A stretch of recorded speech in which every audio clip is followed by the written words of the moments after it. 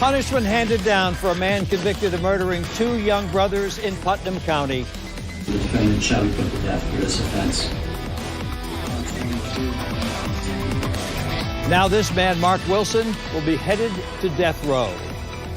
Wilson's attorney had argued in vain that he should get life in prison instead of death because of a history of his own child abuse and drug use. The judge disagreed and sentenced him to death for brutally killing 14-year-old Tayden Baker and his 12-year-old brother Robert in 2020.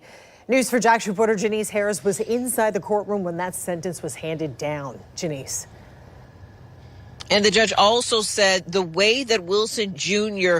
brutally killed those two boys as they were in their bedroom, innocently being there, it was cold and premeditated, and it was deserving of death. Inside the courtroom, Tayden and Robert Baker's family on the right and Mark Wilson's family on the left. It was an emotional day as the judge recapped what he learned during the trial from testimony and evidence and why he decided to sentence Wilson to death. The evidence of torture and of extreme cruelty in the murder of Tayden Baker is self-evident. The blood trail starts at the end of the pool table. There's a large pool of blood in that area. It's evident the assault commenced here. The blood trail extended around and under the leg at the end of the table, strongly suggesting that Tayden was trying to escape from the murderous assault. Tayden's hand has a defensive wound consistent with a conscious attempt to defend himself from the knife. The blood trail then continues for several feet almost to the other end of the table to the point where Tayden's body was found. The trail strongly suggests Tayden was crawling away from the assault. The handprint on the wall indicates that he was alive and again strongly suggests he was reaching for his cell phone, which was plugged in near the handprint.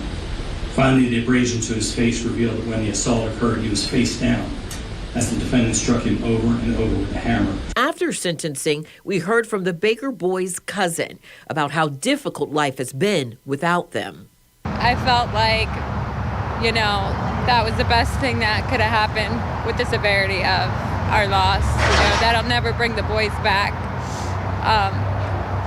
I don't think in a case like this there is real justice, but this is the best outcome that could have happened for our family. So now we can try to find a way to move on and find our new normal. And coming up tonight at 6, you will hear more from the Baker family on how they will keep the memory of those two wonderful little boys alive. And you'll also hear from the state attorney's office for the 7th District on why he also supported the death penalty. Reporting live, Janice Harris, Channel 4, the local station.